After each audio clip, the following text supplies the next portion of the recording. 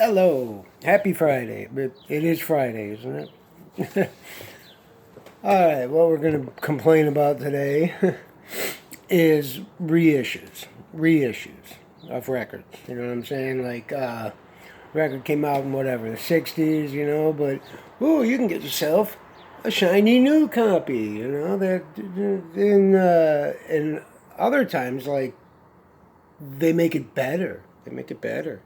It's remixed and remastered, and it'll cook you dinner, and it slices and dices, And you're thinking, let's take an example, the example, right? The Beatles. I want, you get an original copy. Okay, this is the one somebody bought, you know, in the '60s, and I'm sure they liked it. I'm sure they didn't think, boy, I hope 50 years from now somebody really makes this better. And what is it, George Martin's kid now? Yeah, he has a lot to do with the Beatles. Oh no, we're gonna improve upon it. You know what I mean? Yeah, those Beatles, they were okay, but they could really, really use a little whitewash by the producer's kid. It's fucking crazy. I hate that shit. And then, of course, you buy the 8 Beatles, 9 Beatles, whatever. You buy their albums all again. But see, this is a shiny new cup. Fuck that, man, okay? I mean, I got whatever, how many records. I counted them before, but, I could count the number of modern reissues that have come out. On one hand, here's probably my favorite. This is it. I might have shown this before, but the Kingstonians, great, great, great band. Sufferer, one of the best reggae songs, the title track, one of the greatest reggae songs ever. But this record goes for a lot of money. I mean, I don't have $100 to spend on 12 songs, as great as they are. So sometimes, very, very rarely, do you have to bite the bullet. This is great. I'm glad I have it. But, there's one out there in a bargain box somewhere, and one day it will be mine. But yeah, usually though, you feel like, oh man, it's just not happening. Like, how about this, right?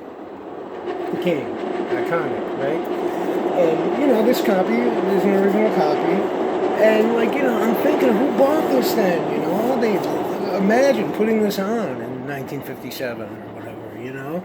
It's just, you gotta have this one, like they've reissued this 1,000 times. And it's just, it's gotta be the original. Here's some more, like dig the Ronettes. And yeah, I want this to, the copy, I want it to be the copy. Philly's label.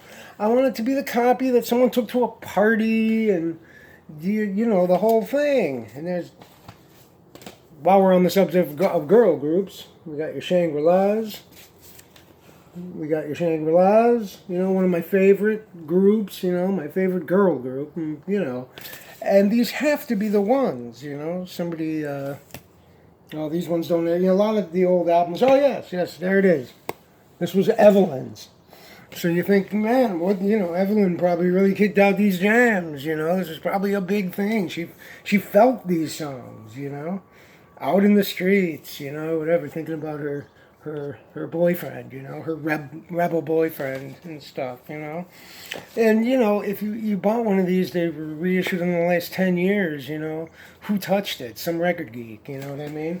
And speaking of record geeks, how about this? A lot of times in the 80s, whatever, bands, the whole hipster thing and the whole, pantheon, there was a band, and just, now these records are crazy money, but you could get them really cheap. You can get them cheap. I have the Can, another favorite group, And,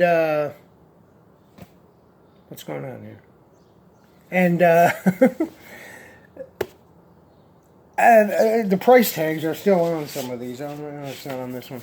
But I mean, most of the Can albums I bought originally, $4.99, $5.99. And, yeah, so somebody who was really into them before they reissued these albums 10,000 times, they had this copy somewhere, if I bought, and then, you buy one now, who touched it? A record store employee? Big story there, right? It's just too much, but like I try to get the originals if I can find them. I don't even care if they're better or worse quality. What's the Doors? Because I was a huge Doors fan in high school. Boy, was I obnoxious. I walked around like I was Jim Morrison, you know what I mean? Without the beard. But, I bought all the records in the 80s, and they had reissued them right around that time, so they were stock copies back then. But I found, if I find ones, the original Electro ones, like I said, I don't care if they're beat up or whatever, who cares? I want the real one that some dude who was as pretentious as me in high school bought it originally when they were in high school. You know what I mean? We're kind of extending, we're kind of paying it forward.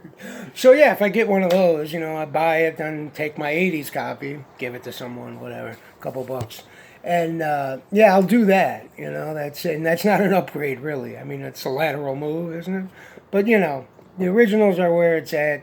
Anything that they fucked with, like the Beatles albums, Day Tripper, he misses a note at the end, George, whatever. They put the note in. It's back in. Oh, now it's better. No, it's not fucking better. You know what I'm saying? I know when that missing note is coming, and you wait for it. You know what I'm saying? So that pretty much sums it up. I think what the fucking genius dudes originally did is better than some clown coming in now and trying to improve it. So if at all possible, get the original album. Okay.